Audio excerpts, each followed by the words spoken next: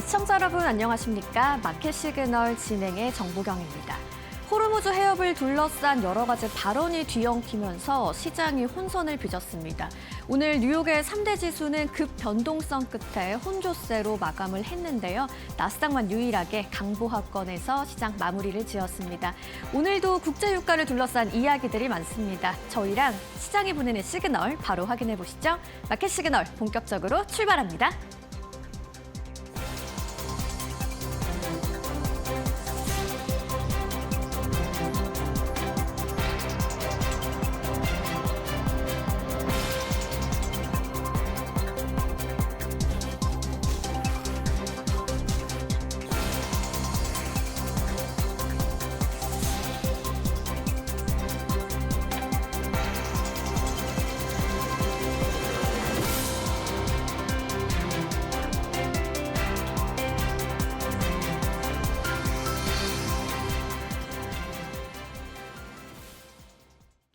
미국과 이란의 전쟁이 11일차에 들어가면서 오늘도 시장은 호르무즈 해협을 둘러싼 긴장 그리고 국제 유가에 크게 반응을 하고 있습니다. 러셀에 포함한 4대 지수는 오늘 하락과 상승 이렇게 혼조세로 마감을 했는데요. 좀 상승세를 키워가나 했더니 막판에 급변하면서 약세로 전환을 한 지수들이 대부분이고요. 나스닥만 유일하게 0.01% 오르면서 강보합권에서 마감을 했습니다. S&P 500이 0.21%, 다우도 0.07% 내렸고요. 러셀 0.22% 하락으로 마감을 한 상황입니다. 자, 혼란스러운 시장이었는데요. 오늘 자금은 좀 어떤 방향으로 흘러갔을까요? 히트맵을 통해서 자금의 흐름 확인해 보시죠. 자, 상승하는 종목들이 초록색, 하락하는 종목들은 빨간색으로 표시가 되는 히트맵입니다.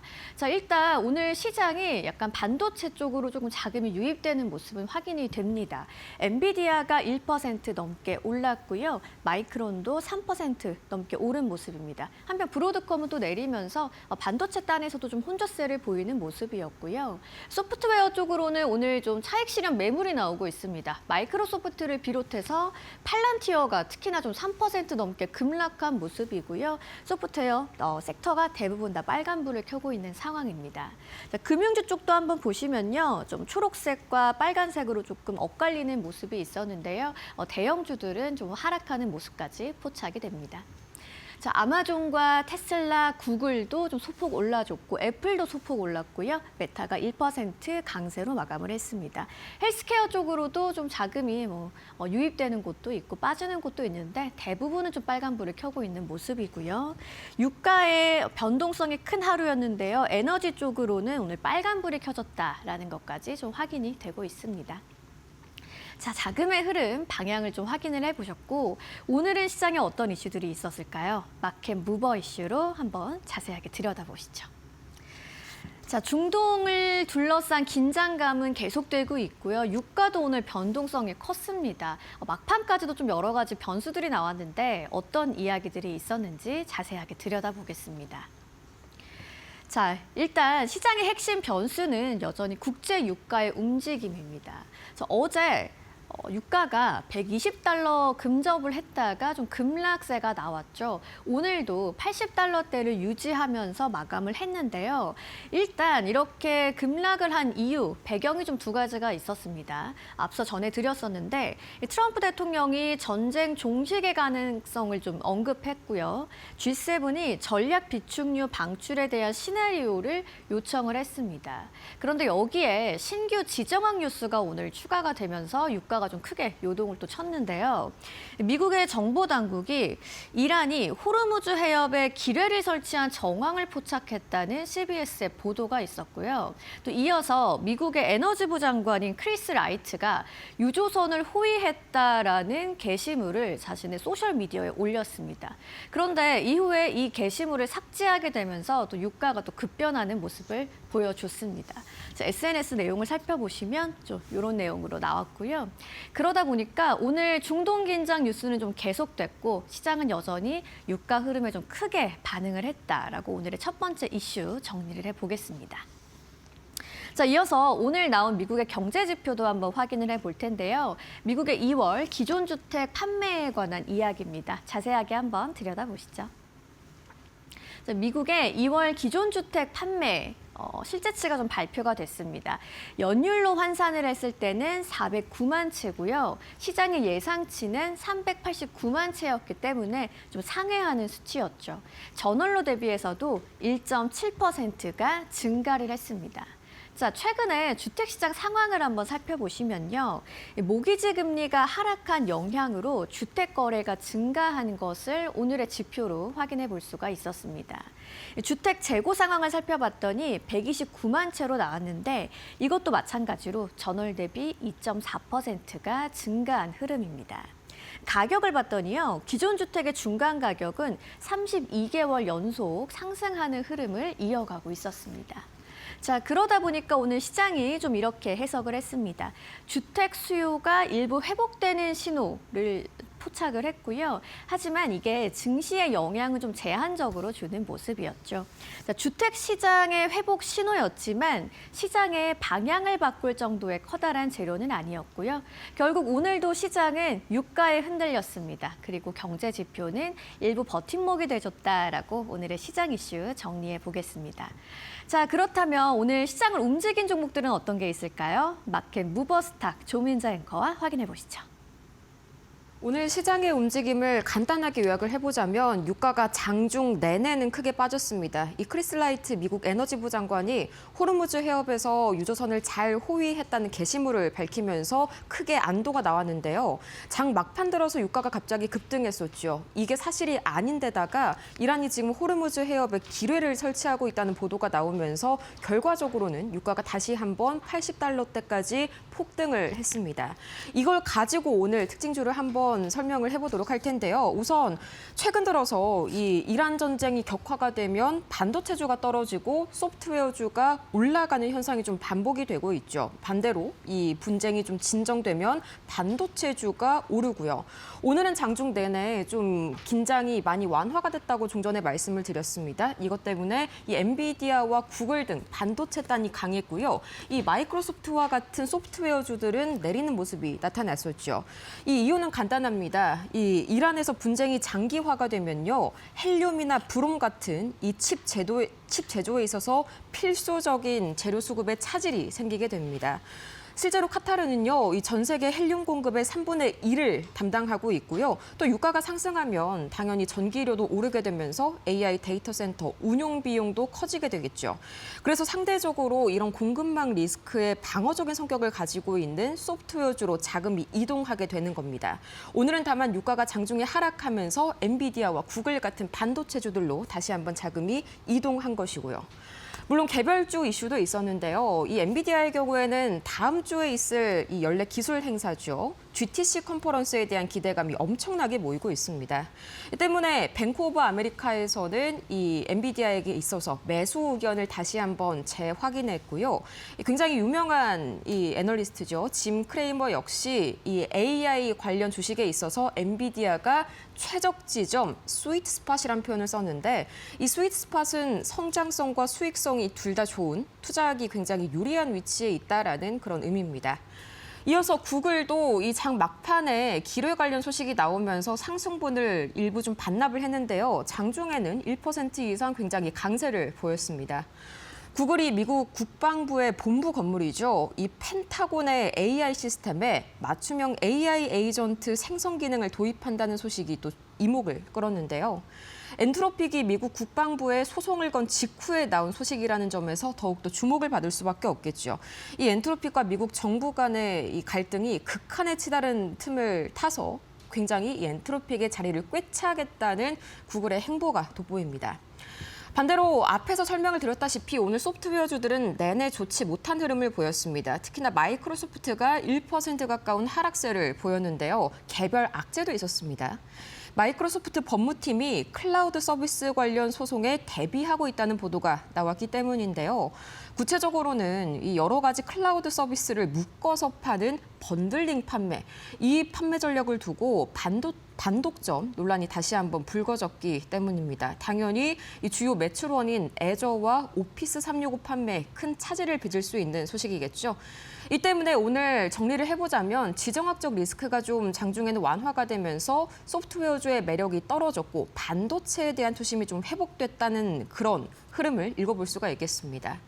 이 추가적으로 시장을 움직인 종목 3가지 M7 중에서 살펴보도록 할 텐데요. 다음은 메타 보겠습니다. 1% 이상 올라섰는데 이 AI 에이전트를 위해서 만들어진 소셜 네트워크 플랫폼입니다. 몰투북을 인수하겠다고 밝히면서 큰 폭으로 올랐습니다.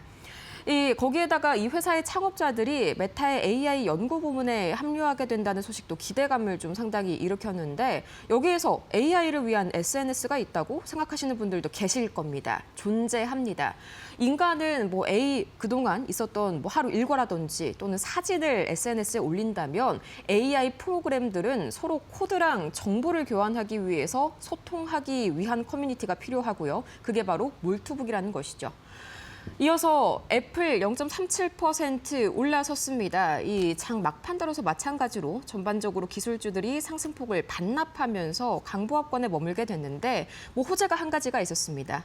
최근 기술주 중에서 비교적으로 안정적 종목으로 평가를 받았습니다. 웨드부시가 지금 보유해야 할 대표적인 종목이라면서 이 아이폰 17으로 기기를 교체하려는 수요가 여전히 강력하기 때문에 애플에 대한 상당히 매력적인 투자 의견을 제시했고요. 아마존도 0.39% 올랐습니다. 아마존이 AI 의료 에이전트 헬스 AI를 출시했기 때문인데요. 건강 상담은 물론 이 의료 기록을 설명해주고 처방을 직접 관리해주고 진료를 예약까지 해주는 등 이 통합적인 의료 서비스 지원이 상당히 좀 기대감을 모으고 있습니다. 미국은 우리나라만큼 의료 접근성이 좋지 않기 때문에 특히나 이런 서비스에 대한 기대감이 강력할 수밖에 없겠죠. 추가적으로 시장을 움직인 종목 3가지 더 만나보도록 하겠습니다. 오늘 장중 내내 유가가 낮을 때는 이 테마성 주식들, 중소형주들에 대한 매수세도 상당히 좋았는데요. 대표적으로 이 전기차 업체죠. 리비안이 장중에 6%대까지 상승폭을 늘렸습니다. 이 TD코인이 SUV 신모델인 R2의 출시를 앞두고 투자 의견을 보유해서 매수로 상향 조정했고요. 또 거기에 간밤에는요, 미국에서 드디어 전기차 수요가 다시 살아날 것이라는 그런 판단도 함께 좀 이 투자 의견 상향에 반영이 됐습니다. 덕분에 오늘 테슬라까지 주가가 좋게 흘러가는 모습이 나왔고요. 이어서 대표적인 바이오 기업 중에 하나죠. 제약사입니다. 버텍스 파마슈티컬스 오늘 큰 폭으로 올랐는데요. 신부전으로 이어질 수 있는 만성 질환입니다. 이 LGA 신증에 대한 치료제, 이 후기 임상 시험에서 주요 목표를 달성했다고 밝히면서 주가가 8% 이상 급락했고요. 오늘 대체로 건강보험사들이 급락하는 모습이 나왔습니다. 이 건강보험사 센티네 주가도 이 가입자가 감소할 것이라는 우려 때문에 14% 급락했는데요. 센티네 경영진이 오바마 케어 일부 등급의 가입자 수가 예상보다 크게 줄고 있다고 밝힌 점이 이 계기가 됐습니다. 특히 보조금이 만료되면서 보험료 부담에 가입자들이 점점 이탈하거나 낮은 등급으로 이동하면서 이 수익성 악화에 대한 불안감이 커진 것으로 분석이 되고 있습니다. 오늘 동종업체인 몰리나와 오스칼스의 주가도 함께 하락했고요. 전반적으로 위험 선호 심리가 다시 되살아나면서 이 다양한 테마주에게도 자금이 유입이 됐지만 정책 이슈로 인해서 건강보험사들은 하락했다. 이렇게 오늘 특징주 한 줄 정리해 볼 수가 있겠습니다. 이어서 참 오늘 큰 변동성을 보였었던 원자재 가격과 매크로 흐름 바로 살펴보겠습니다. WTI 국제유가 이 장 중반만 하더라도요. 이 크리스 라이트 에너지부 장관이 미국 해군이 호르무즈 해협에서 유조선을 굉장히 성공적으로 호위했다. 이런 게시글을 SNS에 올렸습니다. 이것 때문에 WTI가 한때 $70대까지 내려왔는데요. 이어서 곧 이 게시글이 삭제가 된 데다가 이란이 호르무즈 해협에 기뢰를 설치한다는 보도가 나오면서 이 수중 폭탄을 설치한다는 보도가 나오면서 국제유가 소폭 되돌림 나왔습니다. 현재로서는 $80대 후반까지 다시 한번 이 상승폭을 올린 모습이고요. 원달러 환율 마찬가지로 이 국제유가가 진정됐다가 반등하는 움직임이 나타나면서 13원 가까이 다시 한번 뛰어오르고 있습니다. 어제 이 시각과 비슷한 레벨을 형성하고 있고요. 비트코인 가격 큰 폭의 변동은 없습니다. 금 가격도 마찬가지로 굉장히 이 유가 관련해서 혼선을 주는 소식들이 나오면서 등락을 반복하고 있는 그런 상황이고요. 미국채 10년물과 미국채 2년물은 유가가 반등하면서 다시 한번 소폭 상승 흐름 보여주고 있습니다. 지금까지 뉴욕 증시 마감 상황 봤습니다.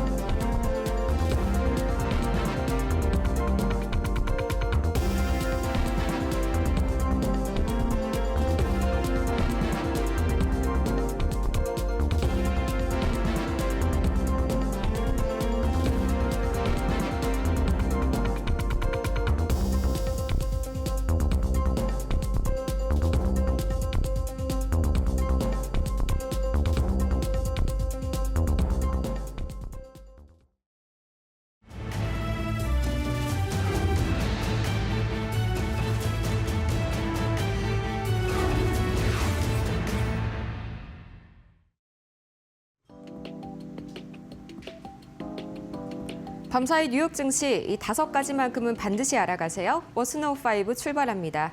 오늘 그야말로 국제유가가요. 뉴욕 증시 장중 내내 이 크리스 라이트 미 에너지부 장관의 게시물 하나로 롤러코스터 장세를 보였습니다.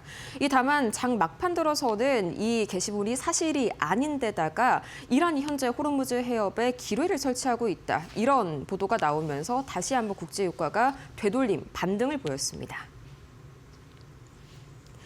오늘 국제유가가 미 에너지부 장관의 SNS 게시물 하나에 WTI 기준으로 이 배럴당 70달러 선까지 잠시 후퇴하는 모습을 보였습니다.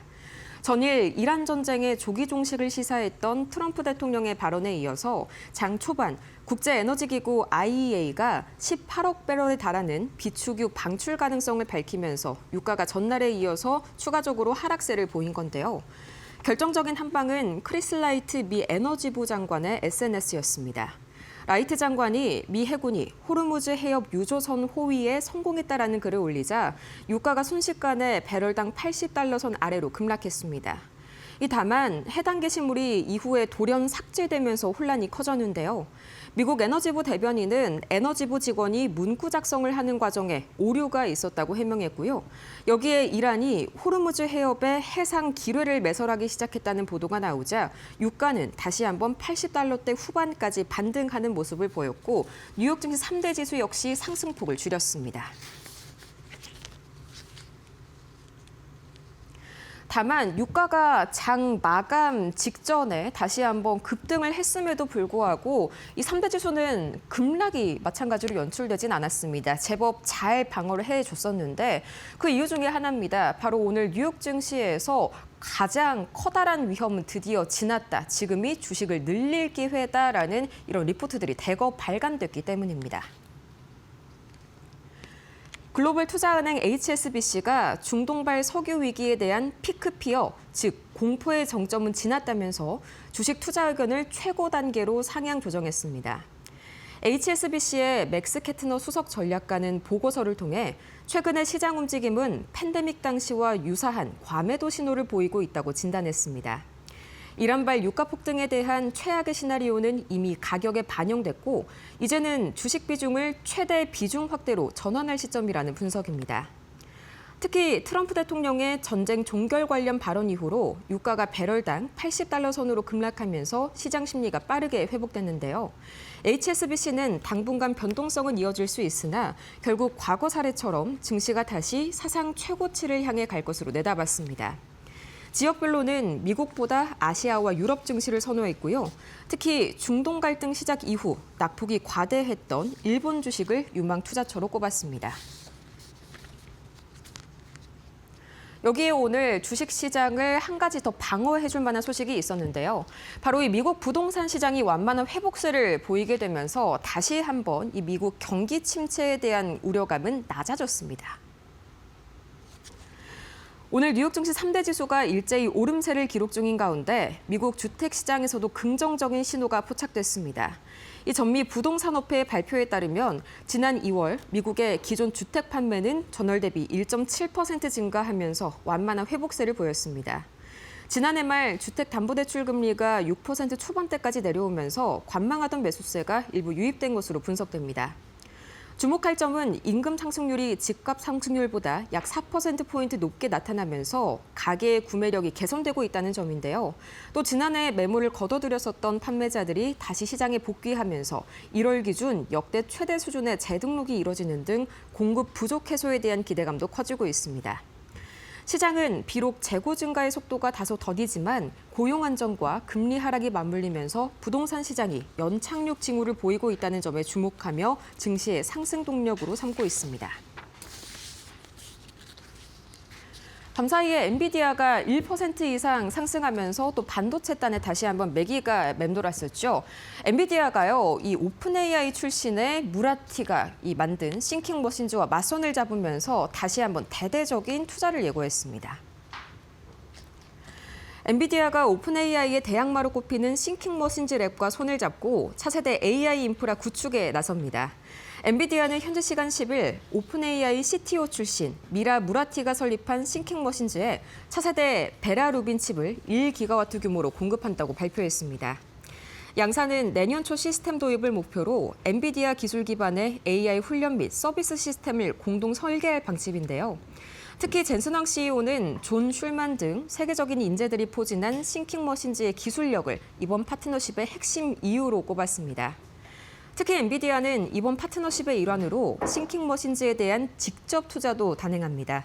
최근 오픈 AI에 300억 달러를 투자하기로 한 데 이어서 유망 스타트업의 포섭을 통한 시장 지배력 강화에 박차를 가하는 엔비디아입니다.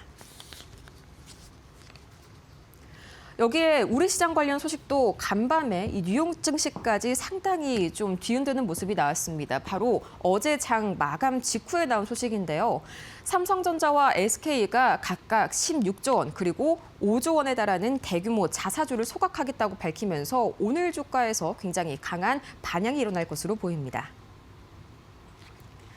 국내 대표 기업인 삼성전자와 SK가 무려 21조 원에 달하는 대규모 자사주 소각 계획을 발표하면서 주가 부양을 위한 강력한 승부수를 던졌습니다.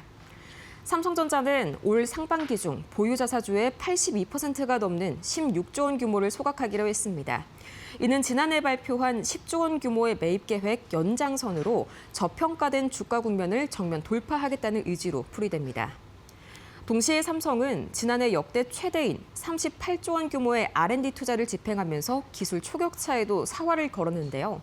특히 세계 최초로 양산에 성공한 6세대 HBM4를 앞세워 AI 반도체 시장의 주도권을 확실히 잡겠다는 구상입니다.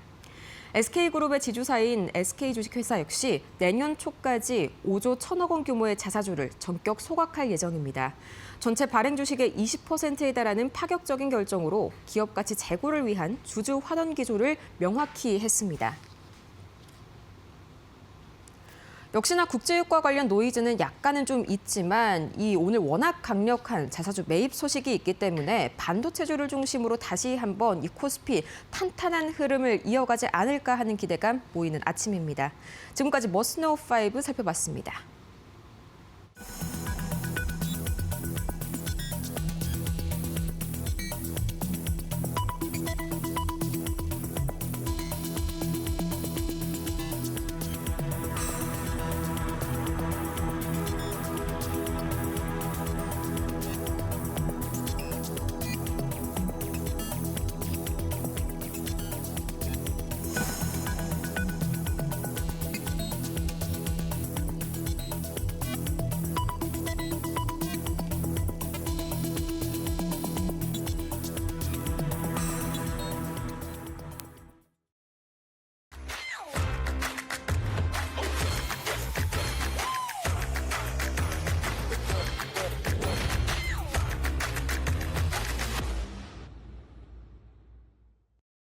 월가에서 보내는 시그널을 알아보는 시간입니다. 월가 시그널, 오늘도 신일섭 위원님과 함께합니다. 어서 오세요. 네, 안녕하세요. 네, 오늘도 뉴욕 시장 마감 상황 이야기 해보면서 월가 시그널 시작을 할 텐데요. 참 어제 시장이 또 급변하는 모습을 보여주면서 이게 시장 막판까지도 참 방송 준비하기도 힘들 정도로 변동성이 크구나라는 생각이 들었습니다. 위원님께서는 어제 시장 상황 어떻게 보셨나요? 네, 지금 트럼프 대통령의 타코가 여기서 지금 나오는데 뭐 전략적 불확실성이라고 예전부터 말을 했는데 네. 그 시장에는 굉장히 그 변동성을 가져오는 상황이죠. 뭐 적들에게는 굉장히 헷갈리게 하는 상황일 겁니다. 저번에 무역 전쟁에서도 그랬고요. 이번에 진짜 실제 전쟁에서도 그랬고 네. 끝까지 알 수 없게 만드는 그 트럼프가 주장하는 거로는 전략적 모호성을 추정하는 그런 발언들 때문에 굉장히 혼란스러운 상황입니다. 네. 자, 지금도 방금 속보로 나온 거는 이란이 호르무즈 해협에서 공격을 하고 있는데 유조선을 그 이란을 막기 위해서 미국 해군이 호위를 하겠다고 했는데 분명히 며칠 전까지 호위하는 거 취소한다고 했습니다. 또 그래서 지금 유가가 또 변동하고 있거든요. 네. 그러니까 지금 이게 뭐 어떤 거를 한다는지 엊그제만 해도 호르무즈 해협을 아예 장악하는 것도 고려하고 있다고 지금 말을 했거든요. 근데 또 갑자기 발을 빼버렸네요. 이렇게 되면 또 이제 유가가 또 흔들릴 텐데 네. 자, 어느 장단에 춤을 춰야 되는지 과연 일부러 이렇게 해놓고 다시 공격을 할 건지. 왜냐면 또 엊그제 또 그런 얘기를 하면서 또 이제 전쟁은 종전한다고 했거든요. 그래 놓고 헤그세스 국방장관이랑 지금 뭐 저 케인 합참의장이 또 브리핑할 때는 우린 끝까지 싸운다. 패배할 때까지. 뭐 두들겨 팬다. 뭐 이런 또 단어를 계속 썼어요. 그러니까 이게 누구 말이 맞는지 모르겠습니다. 그러게요. 그러다 보니까 이제 전쟁 관련 방산주란 정유주 같은 경우에는 더욱더 흔들림이 심한 것이고 물론 네. 그만둘 것 같지는 않습니다. 왜냐하면 그만두려면 이 방산 CEO들을 다 불러가지고 첨단 무기를 4배 이상 생산해라 이렇게 요구를 하는 것을 할 리가 없고 아니 심지어 메시를 불러놓고도 전쟁 얘기를 했단 말이죠. 메시한테 핑크색 축구공을 받고 있는데도 전쟁을 계속하겠다는 얘기를 하고 있으니 자 이게 그만두려는 어떤 제스처인가 그런 지금 궁금한 사항이 지금 나오고 있고요. 그리고 그 섬 있지 않습니까? 그 섬 이란에 섬이 하나 있어요. 헤르그 섬이라고. 그 섬에 90%가 원유가 지나가기 때문에 거기 그냥 점령해버리면 끝나는 네. 게임이거든요.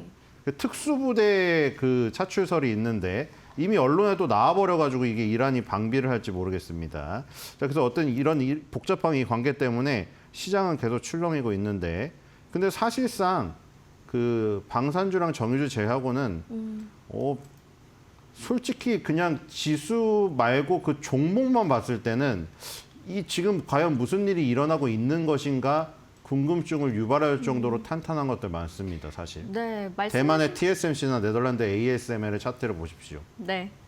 전혀 지금 전쟁 중인지는 전혀 모르겠습니다.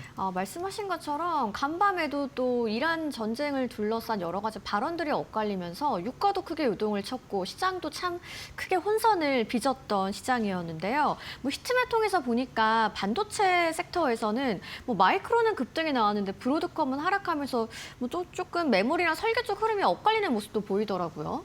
네, 마이크론 테크놀로지 차트 봐도 똑같죠. 그냥 뉴스를 내가 하나도 안 본다고 가정을 해봤을 때 마이크론 테크놀로지 차트만 계속 보고 산다. 어떤 사람이. 지금 전쟁통인지 뭔지도 전혀 느껴지지 않습니다. 솔직히 말해서. 마이크론 테크놀로지 차트에서 이게 무슨 전쟁이니 유가에 무슨 어떤 변동이 느껴집니까? 하나도 안 느껴져요. 그러니까 결국 중요한 거는 외부 변수 때문에 흔들리는 거는 네. 중요치가 않다는 거죠. 결국. 지금 마이크론 테크놀로지의 성장이 지금 외부 변수에서 흔들릴 수 있는 부분이 아니다라는 것이 증명이 되는 거고. 네. 자, 지금 매그니피센트 7 중에서 엔비디아는 조금 올랐지만, 그리고 애플도 조금 오르고, 테슬라도 조금 다 올랐는데 예전만큼 강세가 안 나타나고 있죠. 역시나 강한 건 뭡니까? 제가 말한 신 매그니피센트 7들이잖아요, 지금. 마이크론 테크놀로지 강세 보였고요. 시게이트 테크놀로지, 샌디스크, 웨스턴 디지털, 스토리지 3사 또 다시 올라가고 있고요. 램 리서치, 어플라이드 머티리얼즈, 테라다임, KLA가 속해 있는 반도체 장비 섹터도 강세를 보였고 그 다음에 피지컬 AI 및 AI 데이터 센터 전력, 설비 이쪽에 G 버노바나 캐터필러는 또 상승을 했습니다. 네. 자, 그래서 결국에 인공지능의 시장에 대한 우려는 전혀 느껴지지 않고 있다. 저게 만약에 이란과 미국의 전쟁이라는 외부 변수가 없었다면은 지금 또 신고가 영역에서 놀고 있다는 지금 생각이 들거든요. 그래서 지금 저런 부분의 강세가 지속이 되고 있기 때문에 우리나라에는 상당히 유리한 부분이죠. 네. 마이크론 테크놀로지와 스토리지 3사가 계속 강세를 띠고 있다는 거는 마이크론 테크놀로지랑 스토리지 3사 중에 샌디스크 누누이 말씀드렸는데 그 분야의 1, 2위가 삼성전자, SK 하이닉스입니다, 여러분들. 네.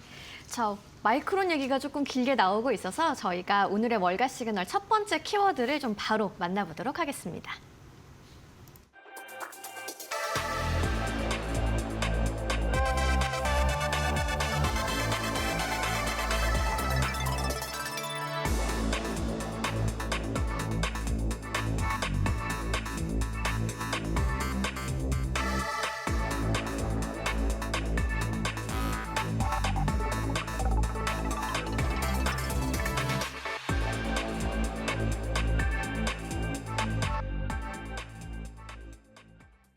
자, 오늘의 첫 번째 키워드를 살펴보기 전에요. 조금 전에 오라클의 실적 발표가 나왔습니다. 또 워낙 우리 시장에 주목하는 기업이다 보니까 한번 짧게 언급을 하고 넘어가도록 하겠습니다. 자, 오라클 매출이요. 171억 9천만 달러로 나오면서 시장의 예상치를 상회하는 어닝 서프라이즈가 나왔고요. 조정 EPS는 1.79달러로 마찬가지로 시장의 예상치를 상회했습니다. 자, 어닝 서프라이즈가 나왔는데 오라클의 실적 발표 좀 어떻게 해석을 하세요?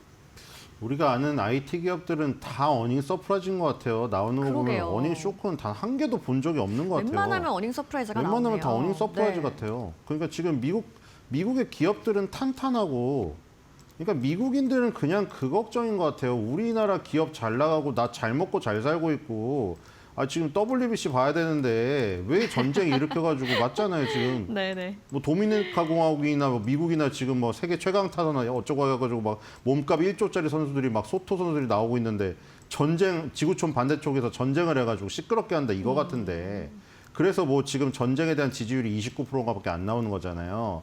근데 이 지금 사실 이 천하태평을 누릴 수 있는 부분은 미국이 어떤 그 강력한 군사력 때문인 것을 잊으면 안 될 것 같다는 저는 생각이 개인적으로 들고, 네. 어쨌든 간에 기업 실적은 너무 탁월합니다.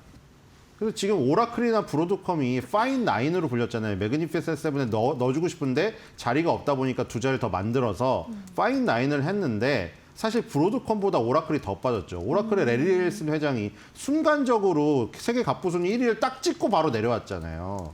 근데 오라클의 실적도 여전히 지금 좋은 것이 지금 증명이 된 상태고, 네. 지금 오라클이나 브로드컴이 결국 뜬 거는 엔비디아가 지금 그 주도를 하는 그 AI 씬에서 약간 뒤에 그림자 전략으로 나가면서 맞춤형 칩에 대한 부분이 부각이 됐기 때문이거든요. 커스터마이징이 얘네 둘 다. 그래서 이제 커스터마이징 시장에서 굉장히 두각을 나타내면서 효율성으로 승부를 봤던 것이거든요. 그러니까 이 부분도 결국 계속 작동을 하고 있다는 거죠. 이 알고리즘은. 네. 근데 아까 말했듯이 주인공이 제가 말씀드린 대로 메모리 반도체나 반도체 장비 아니면 캐터필러, G 버노바 같은 전력 설비 이쪽으로 가다 보니까 스포트라이트가 더 적게 비치는 것 뿐이지, 저 지금 기업들도 여전히 실적을 그냥 차근차근 쌓아 나가고 있다. 그러니까 네. 미국의 기업은 상당히 강합니다.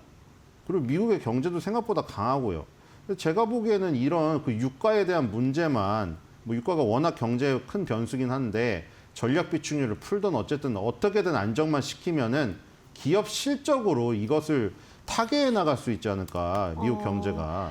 이런 생각이 듭니다. 워낙에 실적들이 다 좋아요. 네. 여러분들 제가 그 분기 실적 보여드리지만 대부분 17개 분기 중에 막 15개, 16개 분기 다 어닝 서프라이즈잖아요. 우리가 네. 웬만한 아는 기업들이. 확인을 했었죠. 정말 가공할 만합니다. 근데 참 요즘 보면 실적이 잘 나왔다고 꼭 주가가 오르지는 않았는데 지금 시외거래에서 주가가 9% 넘게 오르고 있어요. 뭐 내일 또 어떤 반응일지도 궁금해지네요. 네, 그러니까요. 지금 실적이 어닝 서프라이즈가 나와도 급락하는 것들도 있고 어떤 건 또 급등하잖아요. 그랬죠. 네. 그러니까 지금 뭐 그 실적이 좋게 나온다고 무조건 이꼬르 저기 오른다. 이게 또 아니기 때문에 또 문제인 거예요. 네. 그러니까 여러분들이 뭐 기업 실적이 주가의 거울이다. 이렇게 얘기해서 거울이 마치 딱 보는 순간 반사돼서 그런 것처럼 얘기를 하는데, 거울을 보는 순간 이미 늦었을 수가 있다는 생각을 해야 돼요. 오라클은 클라우드 매출이 89억 달러로 나오면서 가이던스 최상단에 도달했다는 이야기가 또 그러니까 이어서 시장에서 전해지네요. 원하는 그 섹터가 좋게 나왔네요. 그렇네요. 그렇죠? 데이터 센터, 클라우드, 뭐 중국발 AI 데이터 센터 매출, 네. 뭐 이런 쪽에 다 주목을 하잖아요. 딴 거 좋게 나와서는 소용이 없어요. 그래서 지금 엔비디아도 보면은 중국 AI 데이터 센터발 매출 그 부분이 중요한 거고, 오라클도 보니까 클라우드네요, 결국에는. 클라우드 서비스에서 지금 뭐 마이크로소프트라던가 구글이라던가 뭐 오라클이라던가 이런 그 구글 클라우드의 망 그쪽 매출이 중요하겠죠. 왜냐하면 클라우드를 다 빌려다, 클라우드가 구름 같은 거죠. 구름처럼 띄워놓은 그 서버를 우리가 빌려다 쓰는 거죠. 우리 네. 컴퓨터의 성능이 떨어지더라도 그 데이터 센터에서 운영하는 최고 성능의 서버를 빌려다가 뭐 인공지능 LLM도 돌리고 이러는 거기 때문에 네. 클라우드 매출이 계속 좋게 나온다는 거는 굉장히 긍정적입니다. 네, 오라클은 클라우드 매출 잘 나오면서 좀 시장에 기다리던 이야기가 나온 것 같다고 정리를 해주셨고요. 시외거래소 주가는 현재 9% 넘게 급등하고 있다는 것까지 전해드렸습니다. 자, 이제 본격적으로 월가 시그널 키워드 첫 번째 다시 한번 확인을 해보겠습니다. 자, AI 반도체의 경쟁이 이제 연산 성능에서 전력 효율 경쟁으로 좀 넘어가고 있죠. 특히나 AI 서버에서 이 전력 소모의 핵심이 바로 메모리 시스템인데요. 오늘의 첫 번째 키워드, 플라이드 머티리얼즈와 마이크론의 AI 동맹을 가져오셨습니다. 이거 좀 어떤 내용일까요? 네, 지금 10 매그니피센트 7이라고 제가 그냥 이름 붙였는데 네. 메모리 반도체 쪽에서 마이크론 테크놀로지, 그다음에 샌디스크로 대표되는 그 낸드 플래시의 강자가 계속 강세를 보이고 있잖아요. 그리고 계속해서 그 칩들을 생산하려면 엔비디아의 무슨 뭐 GPU든 인텔의 CPU든 마이크론 테크놀로지의 지금 HBM이든 샌디스크의 낸드 플래시를 탑재한 뭐 저기 SSD든 어쨌든 그 생산을 하려면 TSMC의 공장을 빌려야 되거든요. 네. 얘네들이 다 대부분 전부 팹리스 기업이기 때문이죠. 그래서 TSMC가 공장을 돌리려면 거기에 들어가는 장비가 필요할 거 아닙니까? 대표적으로 증착 장비의 제왕이자 세계 매출 순위 1위 장비 회사를 따지면 어플라이드 머티리얼즈거든요. 그러니까 네. 마이크론 테크놀로지가 메모리 반도체 시장의 나침반 역할을 한다면 세계 반도체 장비 시장의 나침반 역할은 어플라이드 머티리얼즈가 하고 있거든요. 네. 우리가 증착, 노광, 뭐 식각 이렇게 3대 공정이라고 불리잖아요. 증착이 이제 그 웨이퍼에다가 막 계속 뭐를 씌우는 겁니다. 붙이고 씌우고 막 이 누르고 막 이러는 건데, 그래서 빈대떡처럼 잘 하는 거죠. 그래서 방어 뭐 보호도 하고 전기적 특성도 갖게 하고 이런 과정인데, 증착 장비의 제왕이죠. 어플라이드 머티리얼즈랑 마이크론 테크놀로지가 협력을 한다. 근데 협력을 해서 뭐 하느냐? AI 시스템의 에너지 효율적 성능을 높이기 위해서 차세대 D램, 그리고 고대역폭 메모리 HBM이죠. 그다음에 낸드 솔루션을 개발하고 있다. 지금 아까 말한 거 다 들어가 있죠. D램 만드는 회사는 삼성전자, SK하이닉스, 마이크론 테크놀로지고, 낸드 솔루션, 낸드 플래시의 강자는 샌디스크고, 그다음에 HBM의 강자는 또 삼성전자, SK하이닉스. 그러니까 지금 요것들을 개발한다는 거는 마이크론 테크놀로지의 가장 강점을 세우기 위해서 세계 최고의 장비회사랑 협업을 한다는 거죠. 근데 여기에 누가 겹칩니까? D램, 그리고 D램을 수직으로 쌓은 HBM, 낸드 플래시, 여기에서 다 1위가 누구예요? 삼전, SK하이닉스 다 1위예요. 그러니까 지금 마이크론 테크놀로지랑 세계 최고의 장비회사 어플라이드 머티리얼즈가 협력을 하여서 이런 쪽의 에너지 효율적 성능을 높이는데 개발에 박차를 가한다는 소식은 이 씬이 굉장히 성장을 하고 있다는 뜻이잖아요. 근데 이 씬에서 1위를 하고 있는 거 저희기 때문에, 삼성전자, SK하이닉스이기 때문에 네. 우리나라도 큰 폭의 반등이 예상이 된다, 이런 생각이 들고, 네. 그리고 지금 보니까 전력 소모가 굉장히 큰 AI 워크로드를 위해서 고대역폭 저전력 메모리 솔루션을 가능하게 하는 첨단 패키징 개발도 하고 있다고 합니다. 그렇기 때문에 이제 이 엄청나게 전력이 들어가는 부분에 이 부분을 해결하기 위한 어떤 솔루션을 지금 네. 저희 계속해서 강구하고 있다. 왜냐하면 전력에 대한 문제가 굉장히 대두되고 있지 않습니까? 그리고 최근에 유가가 오르는 것도 결국 여기에 영향을 미쳐요. 기름값이 오르면 소비자들이 휘발유 자동차, 경유 자동차 넣는 것만 힘든 게 아니라 이런 반도체 공장들도 기름값 때문에 원가 부담이 심해지게 됩니다. 그러니까 기름값 오르죠. 전기 부족하죠. 이런 거를 해결하기 위해서 효율성을 최대한 끌어올려야 되니까 이 회사 둘이 협력을 지금 한다는 소식이 네. 들어왔습니다. 네. 어플라이드 머티리얼즈 저기만 마이크론 테크놀로지랑만 협력하는 게 아니라요. 우리나라랑도 굉장히 그 밀접한 협력 관계에 있습니다. 다 네. 마찬가지예요. K-ray, 램리서치도 다 우리나라 기업이랑 밀접한 협력 관계에 있기 때문에 세계 최고의 반도체 회사, 장비 회사들과 협력 관계에 있는 우리나라 반도체 회사들도 굉장히 유망하다고 할 수가 있겠습니다. 네, AI 서버 전력 문제 해결을 위해서 차세대 메모리 생태계를 좀 공동으로 구축하는 모습인데 간밤에 반도체 섹터에서 마이크론 좀 눈에 띄게 급등이 나오기도 했고요. 오늘 우리 시장에서 시그널 받을 종목까지도 얘기를 해주셨어요. 오늘 SK 하이닉스라고요, 그렇죠? 네, 이야기를 조금 더 해볼게요. 네, 마이크론 테크놀로지랑 그 샌디스크가 강세를 보이면은 그냥 우리나라 지금 반도체 회사들은 거의 뭐 이거 강세 보일 확률을 주식 시장이니까 제가 그냥 100% 말 안 하는 거지 100%입니다, 진짜로. 왜냐면 저 알고리즘은 작동이 안 될 수가 없는 알고리즘이에요. 아까 말했듯이 아니 3등, 5등이 가는데 마이크론 테크놀로지가 D램에서 3등이고 낸드 플래시 쪽에서 샌디스크가 5등입니다. 3등, 5등이 가는데 1, 2등이 안 갈 수가 없는 것이죠. 이거는 반드시 가게 되어 있는 거고 결국에는 우리나라가 크게 흔들리는 과정 속에서 방산이나 정유주가 좀 활약하는 부분이 있었죠. 그리고 이제 중소형 석유주들은 뭐 난리를 쳤잖아요. 중앙 에너비스나 흥구석 이런 것들은. 근데 오늘은 계속해서 뭐 헤그세스 국방장관은 뭐 전쟁을 한다고 했지만 트럼프의 오락가락하는 그 부분 때문에 방산 정유주가 조금 주춤거린 대신에 반도체가 굉장히 대두될 시기가 임박한 가운데 미국 시장의 종목까지 강했기 때문에 SK 하이닉스라던가 삼성전자 지금 20만 전자 100만 닉스가 다시 눈앞에 왔거든요. 다시 왔습니다. 다시 한번 네. 20만 전자 100만 닉스를 다지는 여러분들 이게 한 번에 생각하면 안 되는 게 우리 그 시험 볼 때도 똑같거든요. 내가 맨날 예를 들어서 수학을 열심히 했는데도 계속 70점대만 맞아요.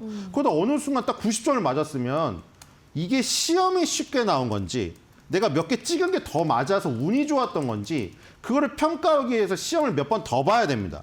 더 보는데 만약에 90점이 한 3번 나왔다? 네. 그럼 정말 내 실력이 업그레이드 된 거거든요. 그렇겠죠? 이것도 똑같은 거예요, 지금. 20만 전자랑 100만 닉스를 처음 디뎌봤잖아요. 네네. 거기를 지금 확정적으로 다지기 위해서는 몇 번 왔다 갔다 해야 됩니다.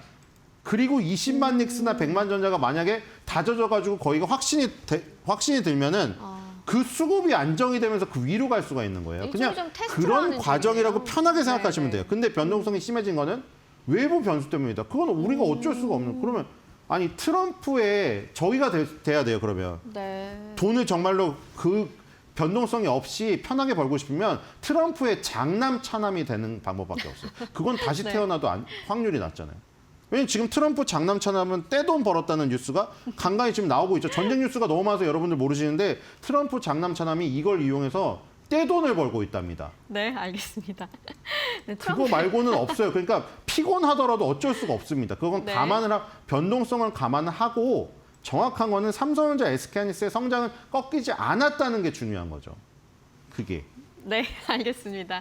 자, AI 확산으로 전력 효율 메모리가 핵심 경쟁력이 되는 흐름입니다. 특히나 장비 메모리 기업 간의 협력이 시작됐다는 점에서 HBM 생태계 확장 시그널 좀 강력하게 받아봤고요. SK 하이닉스가 좀 다시 한번 100만 닉스로의 도약을 할 수 있을지 굿 시그널 기대해 보겠습니다. 자, 이제 월가 시그널의 두 번째 키워드도 바로 확인해 보시죠.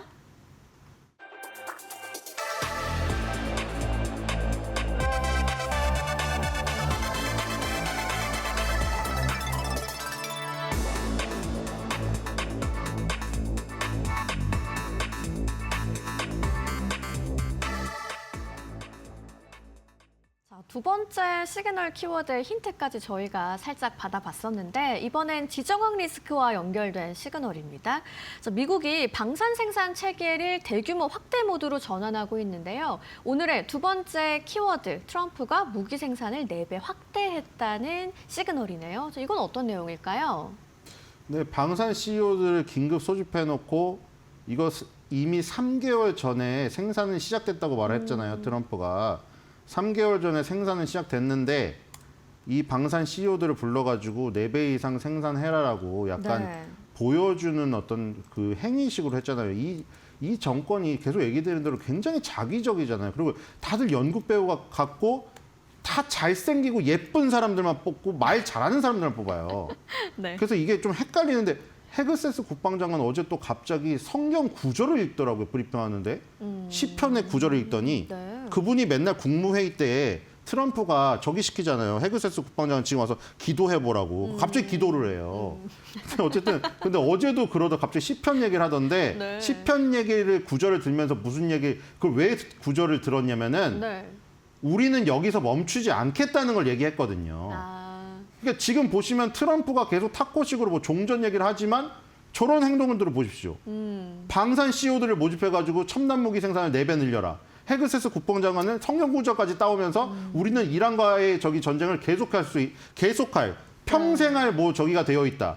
이런 식으로 강력하게 얘기하는데 누가 지금 전쟁이 끝난다고 생각을 하겠습니까? 그리고 이란은 하메네이 차남을 네. 또 지도자로 후계 지도자로 선임을 했고 그랬죠. 그렇기 때문에 이 방산에 대한 어떤 모멘텀은 계속 된다고 보면 돼요. 아까 말했듯이 반도체가 방산 정유주를 조금 반락을 이용해서 가긴 하겠지만 그렇다고 방산주가 완전히 죽겠느냐? 정유주는 모르겠는데 방산주는 굉장히 장기적인 초장기적인 모멘텀이라고 생각이 됩니다. 그래서 이 지금 미국의 어떤 저기도 마찬가지죠. 지금 우리 저기 상주 사드까지 지금 빼갔다는 보도가 나왔잖아요. 지금. 네. 상주 사드는 140km 이상의 고고도고 네. 패트리엇이라던가 천공투는 한 3, 40km 수원 정도까지인가요? 거기에 저고도인데 지금 용산 쪽에서는 패트리엇이죠. 패트리엇 빼갖고 오산에서 패트리엇 빼갖고 상주에서 사드를 지금 빼갔습니다. 그 정도로 지금 모자르다는 거죠. 네. 요격 미사일이나 방어 체계가 그렇게 급박하게 돌아가는 상황에서 종전 얘기라는 것은 지금 말이 안 되는 상황인 것 같고 그래서 어제도 지금 방산주 섹터 쪽이 조금 강했는데 조금 다른 부분이 있긴 했어요. 어떤 걸까요? 예, 그동안 로키드 마틴이라든가 레이시언 테크놀로지 이런 우리가 아는 대표적인 기업들이 강했는데 그쪽은 좀 약했고 GE 쪽 있죠, GE. 네. GE랑 하니웰 이런 쪽이 좀 강했거든요. 어제 보시면은 그 아까 회의에 참석한 그 요 면면을 보면은 노스록 그루만 뭐 레이시언, L3 해리스, 로키드 마틴 뭐 다 있어요. 우리가 요즘에 막 그 나오는 무기들 있죠. 뭐 B2니 뭐 별거 다 나오잖아요. 그 무기들을 다 만든 그 회사들이에요. 공격형 무기, 방어용 무기. 여기에 이제 허니웰의 항공우주 부분도 있습니다. 허니웰은 워낙에 지금 다양한 분야를 갖고 있기 때문인데 예, 허니웰이 워낙에 다양한 분야가 있어서 그런데 그중에 항공우주 부분 섹터 여기가 이제 방산을 담당하고 있는 섹터이고 매출 비중이 가장 높습니다. 그래서 이쪽 CEO도 여기에 참석한 것으로 지금 알려져 있네요. 그렇군요. 뭐 말씀을 들어보니까 미국의 방산 생산 체계를 좀 사실상 전시 수준까지 끌어올리는 움직임을 보이고 있는데 방산주 쪽에서 허니웰이 좀 항공우주 관련해 가지고 좀 모멘텀이 있었군요. 네, 그리고 허니웰이 또 저것도 합니다. 그 우리 그 사무 자동화, 공장 자동화라든가 건물의 어떤 스마트 건물 있죠. 네. 그래서 예를 들어서 뭐 옛날에는 경비원이 뭐 저희도 근데 막 아니 왜 더운데 뭐 저기 난방 안 켜 추운데 난방 안 켜 더운데 에어컨 안 켜 하면은 경비원들이 들어가서 하잖아요. 그게 아니라 건물이 자체적으로 판단해서 인공지능이 들어가서 다 온도 조절하고 습도 조절하고 이런 거 다 합니다. 그런 자동화 시스템을 만들어 주어서 이 건물 스마트 빌딩 체계를 구축한 게 이 적이고요. 그 다음에 중요한 게 또 양자 컴퓨팅 업체를 자회사를 갖고 있잖아요. 그래서 이게 또 양자 컴퓨팅 업체로 얽혔어요. 그게 나중에는 예를 들어서 양자 컴퓨팅이 지금 현존하는 컴퓨터보다 훨씬 더 뛰어나잖아요. 네. 그걸 또 스마트 건물에 적용하면은 지금 스마트 건물보다 훨씬 더 똑똑한 스마트 건물이 탄생될 수 있겠죠. 그리고 이번 연도에 또 변수가 하나 있습니다. 이슈가. 이게 분사를 지금 앞두고 있어요. 이 지금 항공우주 부분하고 아까 스마트 저기 자동화 부분하고 이런 쪽을 분사를 앞두고 있어서 이게 또 영향을 어떻게 미칠 것인지 또 분사를 지켜봐야 될 것 앞두고 같습니다. 있는 이슈까지 있는 허니웰이군요. 자, 그렇다면 이 눈송이 분석 아까 살짝 보여주셨는데 좀 어떻게 좀 해석을 해보면 좋을지 궁금하네요.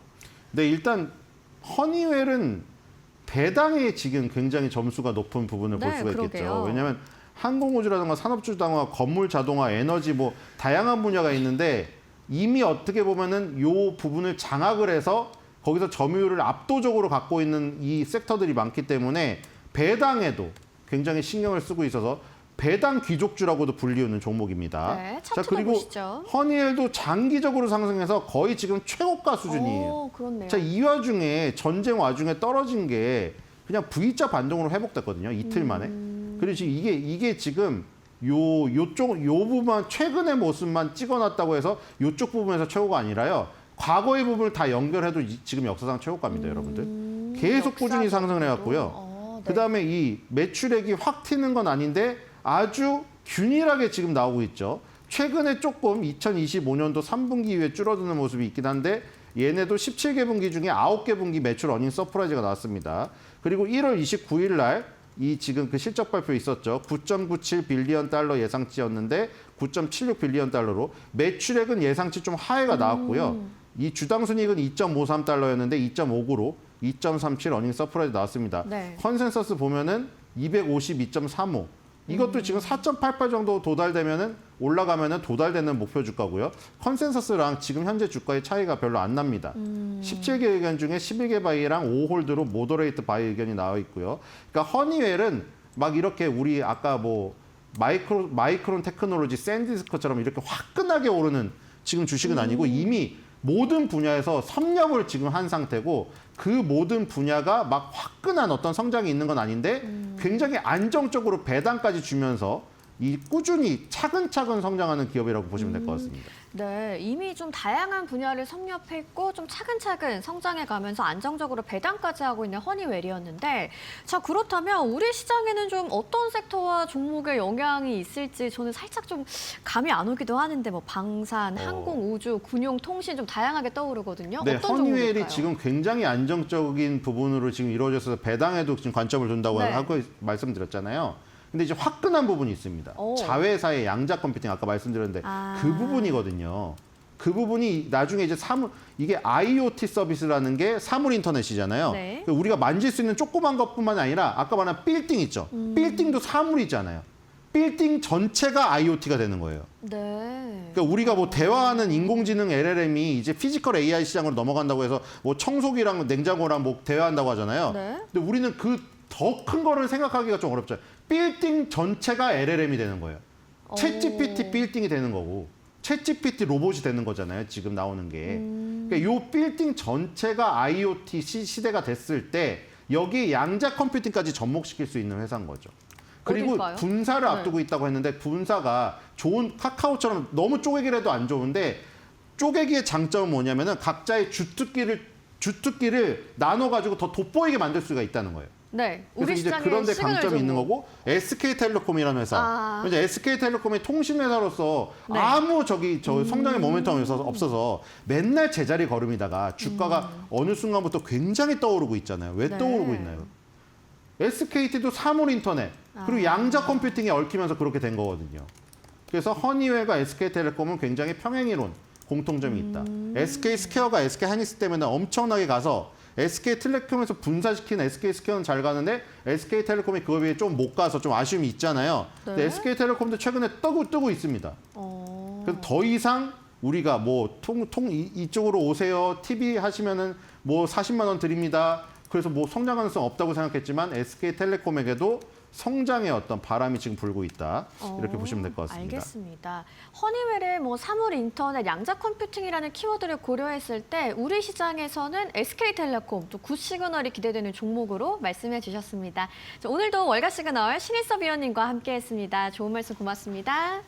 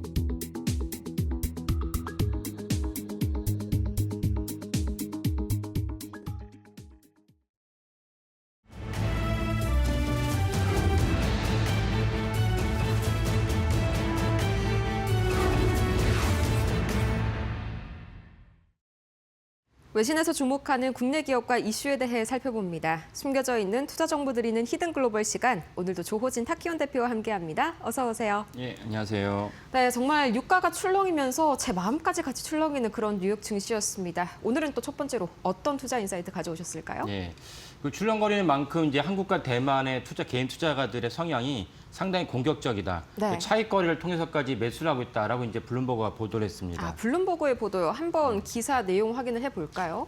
이 이란 전쟁발 매도세에도 한국과 대만이 레버리지 투자를 유지를 했다. 뭐 사실 이 레버리지 때문에 저번에 급락이 한번 크게 발생했지 않습니까? 그럼에도 불구하고 다시 한번 좀 이런 기조가 유지되고 있다는 뜻인가요? 예, 그렇습니다. 그래서 이제 한국과 대만을 콕 집어서 이제 블룸버그가 이제 분석을 했는데 사실은 근본적으로는 레버리지 투자는 이제 좋지는 않습니다. 특별히 이제 더 피해야 될 투자는 이제 미수죠. 그러니까 3거래일째 내가 거래한 자금이 이제 넘어가니까 그걸 갖다가 계기로 해서 거기까지도 가서 이제 그 거래를 하시는 분들 계신데 그거는 정말로 이제 피해야 될 그 투자 방법이라 하겠습니다. 그래서 블룸버그가 여기에 대해서 그 차익 거래를 통해서 한국과 대만이 너무나도 좀 공격적으로 투자를 하고 있다라고 이제 보도를 했습니다.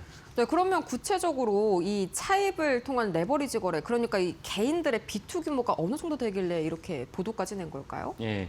지난주 목요일 기준으로 이제 33조 7천억 원. 그러니까 달러로 한 사람은 230억 달러로 이제 찍은 다음에 네. 금요일 날도 내려갔다가 사실 제가 한번 월요일 날 때 말씀드리겠는데 금요일 날에도 좀 미수가 너무 증가한 걸 보고 놀랐습니다. 그러니까 이게 업앤다운이 너무 심하니까 12% 떨어졌다, 10% 올라갔다. 그러니까 개인 투자가 중에는 야, 12% 떨어졌을 때 내가 미수를 들어가면 그다음에 10% 먹을 수 있다라고 생각하시지만은 설령 게 맞을 수도 있어요. 그래서 그렇게 해서 이제 수익을 창출하시는 분도 계시겠죠. 근데 문제는 무엇이냐면 그런 식으로 이제 뭔가 맞들이면은 장기적으로 했을 때 그건 투자가 아니고 투기이기 때문에 내가 하루 오늘 투자하고 말 게 아니고 평생 투자할 것이라면 사실은 잘못된 습성을 갖다가 배이기 때문에 좋지는 않다라고 말씀드리겠습니다.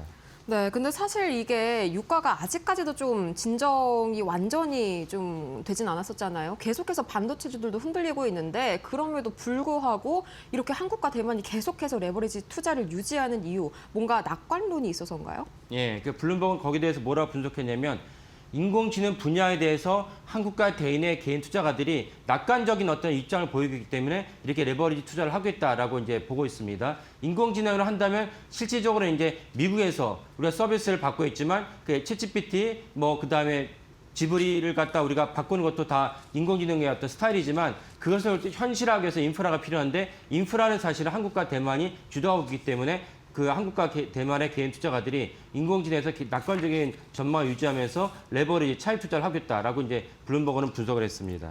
네, 인공지능에 대한 낙관적인 전망, 뭐 구체적으로 어떤 종목일까요? 우리가 예상하는 그 종목 그대로일까요? 그렇죠. 그러니까 대만 같은 경우는 TSMC가 있죠. TSMC 뭐 다 아시겠지만은 그 엔비디아의 칩을 만들기 위해서는 대만의 TSMC가 파운드리로서 해줘야 됩니다. 현재로서는 대만 말고는 대안이 없죠.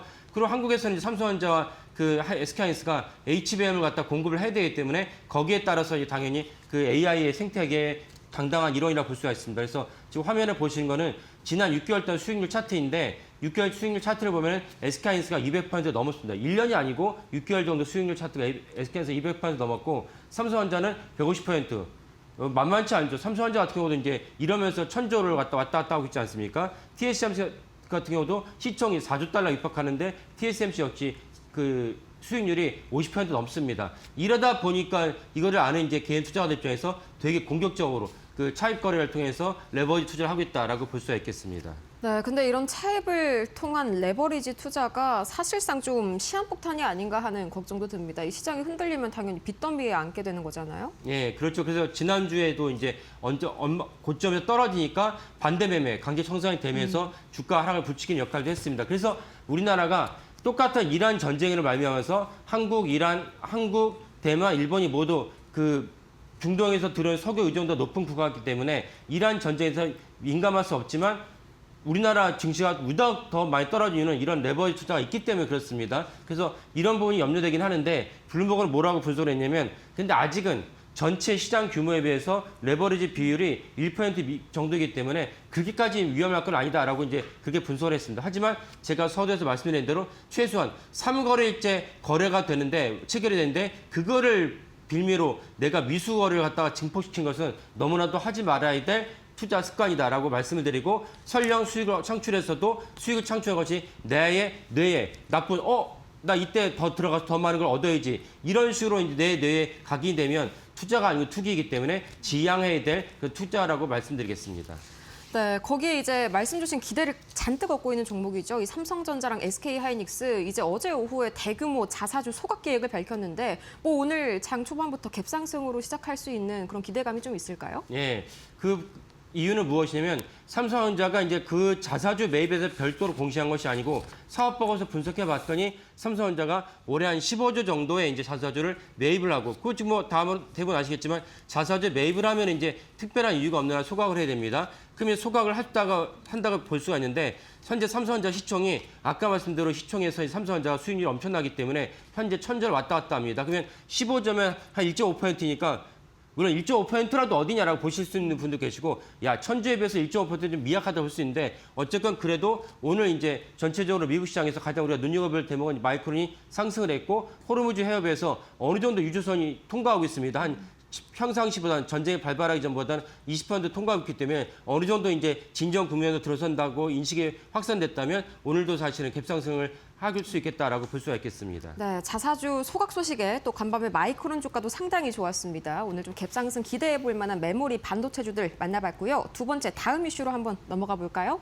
두 번째 인사이트 어느 언론사에서 가져오셨나요? 예, 로이터가 이제 한국이 그 미국에 대해서 제가 누누이 말씀드린 바가 있지만은 미국이 이제 그 NRC가 이제 테라파워를 승인하지 않았습니까? 아, 그쵸. 거기에 발맞춰가지고 한국이 적극적으로 미국에 투자할 것 같다라고 보도를 했습니다. 이게 뭐 내용을 한번 볼까요? 우리 측에서는 김정관 산업부 장관 입에서 직접적으로 좀 협력 관련 이야기가 나왔다고요. 예.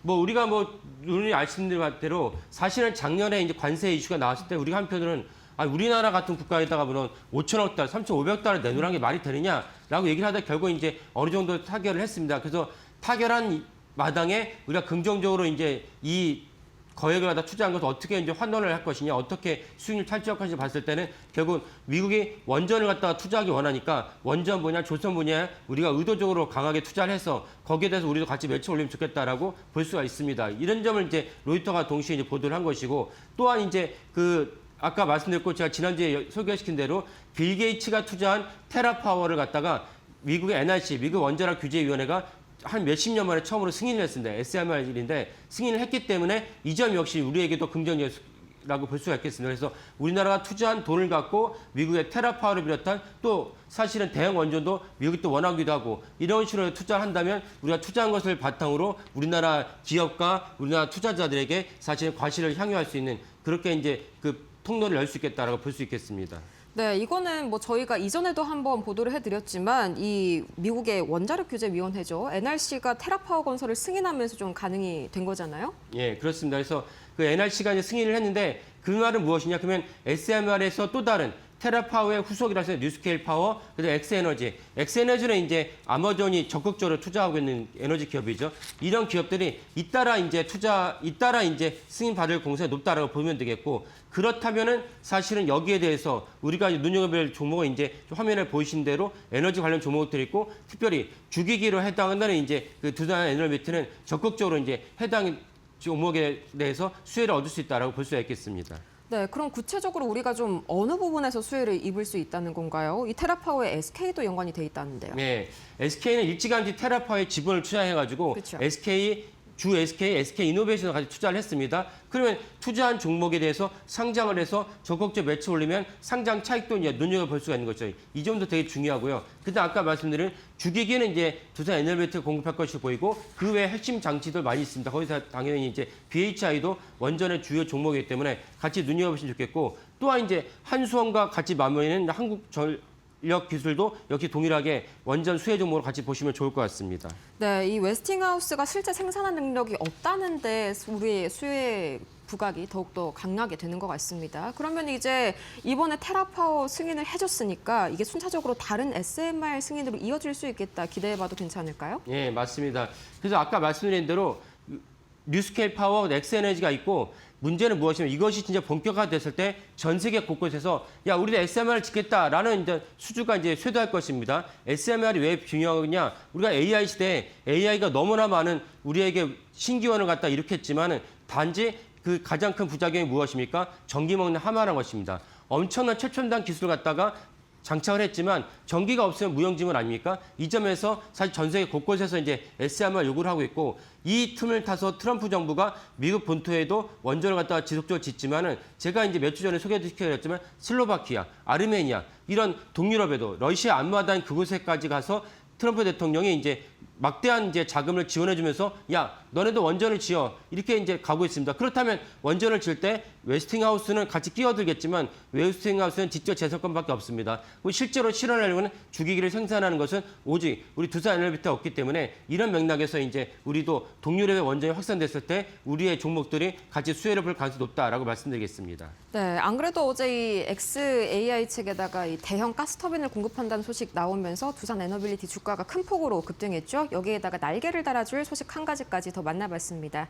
이렇게 해서 밤사이에 전해진 투자 인사이트 이 조호진 타키온 대표와 함께 자세하게 분석해봤습니다. 좋은 말씀 고맙습니다. 예, 감사합니다.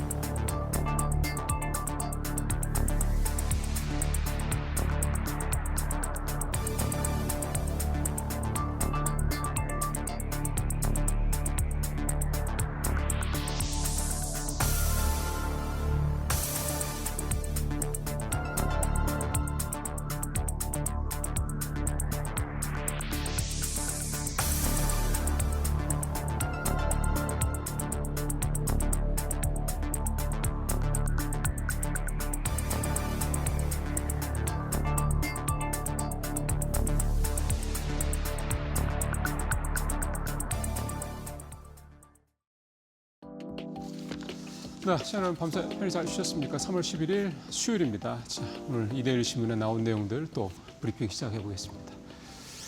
예, 오늘은 삼성전자 SK하이닉스 얘기를 좀 먼저 해야 될 것 같습니다.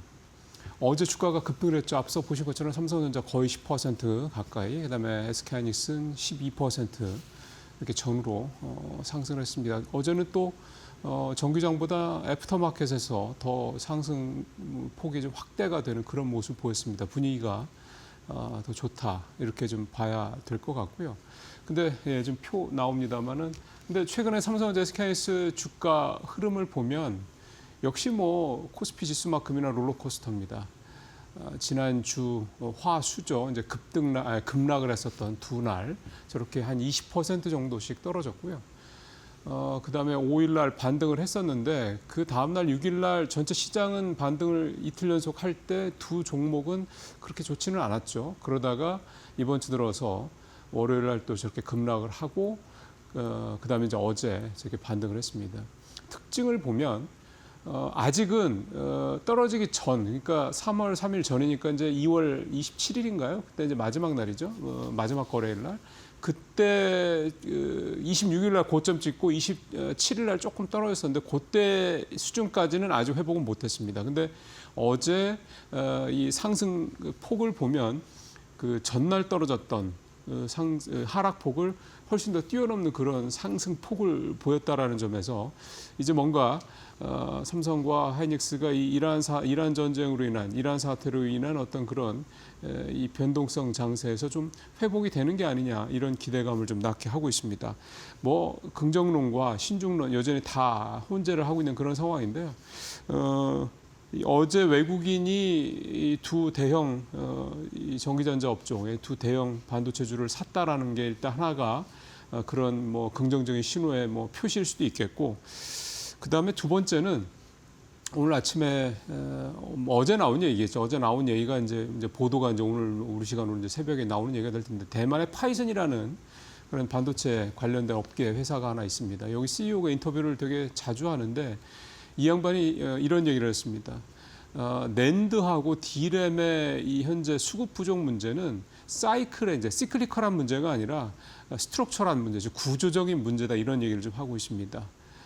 특히 이번 하반기에 나올 베라루빈이 나오게 되면 전체 낸드 시장의 한 20%를 이 베라루빈이 다 잠식을 할 수 있다, 다 가져갈 수 있을 정도다라는 얘기를 하고 있는 겁니다. 근데 잘 아시는 것처럼 지금 시장이 AI 시장이 이제 학습에서 추론으로 확실하게 좀 넘어가 있는 상황에서 요즘에 굉장히 핫한 게 AI 에이전트 아닙니까? AI 에이전트는 이제 그만큼 이 연산보다는 추론을 많이 할 수밖에 없는 그런 서비스가 되기 때문에 이게 지금 엄청나게 폭발적으로 지금 미국과 중국에서 에이전트들이 흩어져 나오고 있고요. 그리고 추론 시장이 활성화가 되게 되면 결국은 계속해서 뭔가 저장을 해야 되는 이 기능이 불가피하게 커질 수밖에 없습니다. 이거를 담당하는 게 메모리, 즉 D램과 낸드고요. 특히 아주 장시간 동안 엄청나게 많은 그런 저장 내역들을, 어떤 사용 내역들을 저장해야 되는 게 또 요즘에 유행하는 이 낸드 쪽에 더 이게 많이 사용을 할 수밖에 없게 되죠. 그러다 보니까 이쪽 수요가 이 추론 시장이 계속해서 커진다라는 걸 감안하면 줄어들 수가 없다라는 거죠. 그래서 이 파이썬 CEO가 한 얘기가 2030년까지 나는 이 구조적인 이 쇼티지가 계속될 거로 본다. 심지어는 그 이상 갈 수도 있다. 이렇게 얘기를 또 했습니다.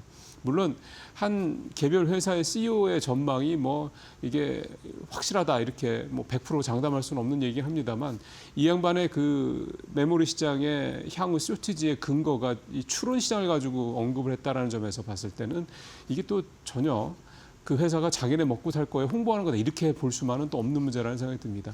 그래서 이런 점들을 감안을 했을 때 삼성전자, SK하이닉스 뭐 명실공히 D램의 최고봉이고 특히 이제 HBM4 같은 경우는 이제 엔비디아의 두 회사만 납품하게 되지 않습니까? 그렇다면 HBM 시장에서 마이크론 테크놀로지의 이 어떤 비중은 점점 좀 줄어들 겁니다. 그러면 거의 두 회사, 물론 지금은 하이닉스가 반 이상 가져가고 있습니다만 하이닉스, 삼성의 두 회사가 전체 HBM을 비롯한 가장 첨단 메모리 시장에서의 우위를 계속 유지할 수 있다는 점에서 봤을 때는 삼성전자, SK하이닉스와 관련돼서는 지금 여러 가지 뭐 노이즈들이 많이 나올 수 있긴 합니다만 그 뭐 영업이익이 뭐 올해 400조 이상 넘어갈 거라는 얘기가 나오는 것부터 시작을 해서 이렇게 나오는 어떤 증권사 리포트를 제대로 맨날 저렇게 해라는 식으로 이렇게 좀 깎아내릴 필요는 없지 않겠느냐. 지금 이 투자 심리가 조금 가라앉았다고 그래서요. 팩트는 좀 팩트대로, 좀 수치는 수치대로 좀 긍정적으로 보실 필요가 있지 않겠냐 그런 생각이 듭니다. 블랙록 레리 핑크 회장이 그런 얘기를 했다더군요. 요즘 같은 때일수록 긍정적으로 시장을 바라볼 필요가 있다. 글쎄요, 뭐 참고 좀 할 필요 있지 않을까 생각이 좀 듭니다. 자, 어제 코스닥 액티브 ETF 드디어 출시가 됐습니다. 어제 성적은 확실하게 갈라졌습니다. 표 한번 보시죠. 코액트, 삼성 액티브 자산운용의 코액트 코스닥 액티브 이게 어제 수익률도 10%가 11%까지 올라서 타임폴리오의 액티브 ETF보다 훨씬 수익률도 2배 이상 좋았고요. 그다음에 개인들 순매수 자금 역시 이 코액트에 한 3천억 가까이, 그다음에 타임 거에는 2,800억 정도, 한 100억 이상 더 삼성에 더 좀 몰리는 그런 모습을 보였습니다. 자, 중요한 거는 이제 구성 종목들 한번 보시죠.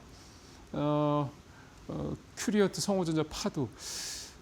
좀 의외로요. 삼성이 조금 더 공격적으로 그 개별주들 중에서도 조금 튀는 종목들을 많이 담고 있는 게 눈에 띕니다.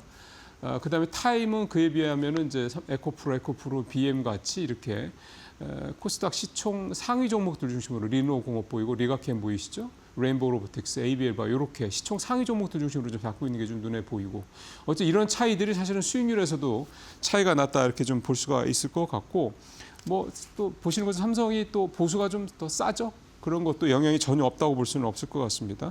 어제 성호전자 28%, 큐리언트 25% 가까이 올랐는데 이 두 종목은 화면에서 보시는 것처럼 코액트 액티브 ETF에만 들어있다라는 거. 근데 이제 이거는 계속 바뀝니다. 한 달마다 계속 바뀌기 때문에 우리가 확인할 수 있는 게 한 달 만이다라는 거죠.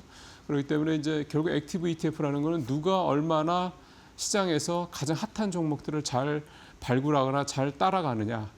이제 그거에서 차이가 나는 거기 때문에 이제 이 두 운용사뿐만 아니라 다음 주에 나올 뭐 한화의 이 액티브 펀드까지 한번 이 당분간 액티브 펀드가 시장에 굉장히 좀 매기 역할을 할 수 있겠다라는 기대감을 어제 날만 보고 본다면 좀 예상을 좀 할 수가 있을 것 같습니다. 자, 세 번째 ETF. ETF라고 하겠죠. 근데 TDF, ETF라는 게 또 있습니다. TDF는 잘 아시는 것처럼 이제 그 사람의 생애 주기에 맞게 포트폴리오를 짜주는 그런 이제 투자 상품을 얘기를 하죠. 근데 이 TDF를 이제 ETF로 만든 게 이제 TDF ETF가 되겠고요. 이게 요즘 같은 변동성장에서 성적이 괜찮더라. 그러니까 성적이 괜찮다라는 거는 훨씬 덜 떨어지더라. 그래서 이게 일종의 해지 수단으로서 우리 개인 투자자들이 뭐 공매도나 이런 식으로 해지를 하기에는 또는 뭐 인버스를 해지를 하시기도 합니다만 뭐 그런 것도 있겠고 레버리지는 뭐 제외하겠습니다만 요 TDF, ETF 상품도 변동성이 극심한 장에서 이렇게 해지용 상품으로 한번 참고할 만하다. 자, 보시죠. 그렇게 말씀드린 이유가 코스피가 이달 들어서 지난 3일부터 9일까지입니다.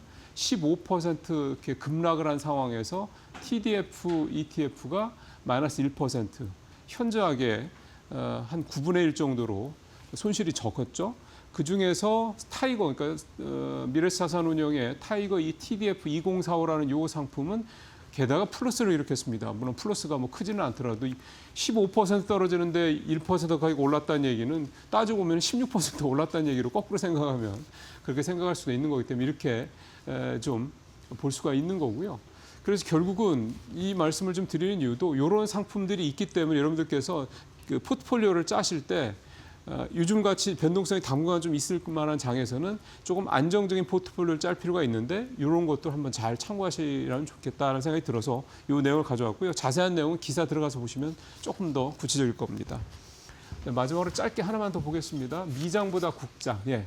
미국 ETF에서 12조 3천억 원 이탈을 했는데 반면에 한국은 2.7조가 유입이 됐다. 이 얘기입니다. 이 표 한번 보시죠.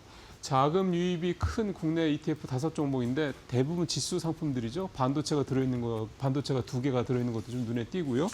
미국에서 돈이 좀 많이 빠져나왔는데 특히 성장주 쪽에서 좀 돈이 많이 빠져나왔다는 얘기가 좀 되겠고요. 그다음에 우리 서학개미분들 굉장히 좋아하는 스파이라고 그러죠. S&P 500 추종하는 이 ETF, 이 지수 인덱스죠. 인덱스 ETF 이거에서도 16조 우리 돈으로, 그다음에 나스닥 100. QQQ라고 보통 얘기하는 나스닥 100에서도 우리 돈으로 7조 원이 넘는 돈이 좀 빠져나갔다. 그러니까 지수도 지수고 그다음에 성장 쪽에서 자금들이 좀 빠져나오고 있는데 한국을 기초자산으로 하는 EWY라고 하는 요 ETF 요즘 되게 관심이 많지 않습니까? 여기에는 오히려 돈이 1조 원 넘게 좀 들어왔다. 이 얘기를 좀 하고 있습니다. 전체적으로 미장보다는 현재 국장이 좋다라는 거. 아무래도 수익률도 당연히 미장, 서학개미보다는 동학개미가 훨씬 낫다 이렇게 좀 말씀드릴 수가 있는 거고요. 빠져나간 자금들이 국내 시장으로 상당히 좀 관심들이 많고 특히 패시브 자금들은 그러니까 외국인들이 계속 팔아도 패시브 자금들은 두른다라는 거 굉장히 좀 의미 있는 어떤 그런 신호로도 볼 수 있지 않겠냐 생각이 좀 듭니다. 마치겠습니다.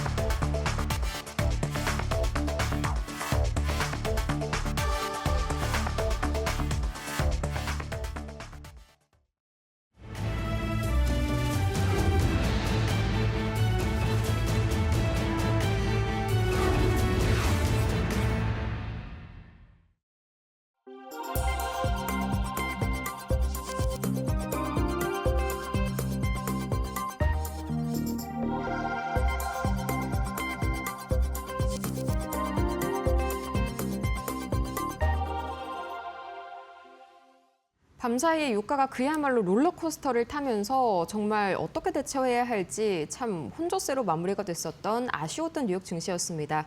과연 오늘 우리 시장에서는 이렇게 변동성 가득한 장세에 어떤 전략 세워봐야 할지 이경수 하나증권 수석 연구위원 모시고 이야기 나눠볼게요. 어서 오세요. 안녕하세요. 네, 밤사이 뉴욕 증시 제가 일어날 때까지만 하더라도 이 3대 지수가 계속 상승하는 모습이었는데 결과적으로는 좀 혼조세로 끝냈죠? 역시나 좀 유가가 좌지우지한 하루였습니다. 맞습니다. 이제 유가가 이제 미국 증시든 뭐 한국 증시, 이머징 증시든 상당히 가장 선도 지표로서 약간 위험 지표로서 상당히 좀 역할을 좀 돈독히 하고 있다 이렇게 보시면 될 것 같고요. 일단은 이제 미국 증시는 이제 호르무즈 해협을 미국에서 잘 이제 호위를 했다. 그러니까 뭐 거기에서 어떻게 보면 이제 선박들이 다 지나갈 수 있도록 이렇게 호위를 했다라는 그런 보도가 나왔었는데, 네. 이게 이제 다시 번복이 됐습니다. 그 기사가 다시 삭제가 됐던 측면도 있습니다. 그래서 이런 측면이 좀 부각이 된 것 같고요. 그리고 뭐 이스라엘이 뭐 이란의 어떤 그 정유 시설을 이제 때렸는데 이제 미국에서 하지 말라고 했다. 이런 얘기도 나왔습니다. 사실 그래서 지금 이제 어떻게 보면 미국과 이스라엘과 이란과의 어떤 서로의 어떤 그 감정적인 역할이라든지 뭐 이런 것들은 계속 좀 지속이 되고는 있지만 미국이 신경 쓰는 것은 단 하나, 그냥 유가에 대한 호르무즈 해협에 대한 어떤 호의, 그리고 어떤 유가 시설 갖다가 공격을 하지 말라라는 그런 메시지, 이런 것들한테만 이제 타코가 이제 적용이 되는 측면이 있는 것 같습니다. 그래서 그런 측면이 좀 있는 것 같고, 그래서 어떻게 보면 전쟁에 대한 어떤 그 방향성이라든지 지속성은 계속 또 유지가 되는 거 아니냐라는 투자자들의 혼란이 좀 있었던 하루였던 것 같습니다. 그래서 이제 호르무즈 해협을 갖다가 이제 호위하겠다라는 그런 측면의 보도가 나오고 이제 급등을 했다가 이게 이제 번복이 되고, 뭐 이스라엘이 이란을 또 공격했다 이런 얘기가 나오면서 상세가 상당히 좀 많이 둔화됐던 측면이 있습니다. 다만 이제 서머 타임이라서 장이 좀 빨리 마감이 됩니다. 네.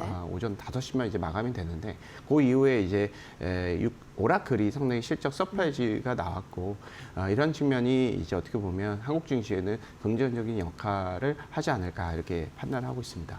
네, 이 WTI가 장중에는 뭐 70달러 선까지 내려갔다가 방금 보니까요, 이게 또 87달러 선까지 쏙 올라왔네요. 뭐 그야말로 유가도 환율도 시장도 다 널뛰게 하고 있는 시장인데, 뭐 현재 장세 종합적으로 좀 어떻게 진단해 주실까요? 사실은 이제 그 미국 정부에 있어서는 이제 유가 때문에 주가가 빠졌기 때문에 그 유가를 컨트롤하려고 하는 유가 측면에서만 사실은 이제 그쪽에서만 타쿠를 하려고 하는 네.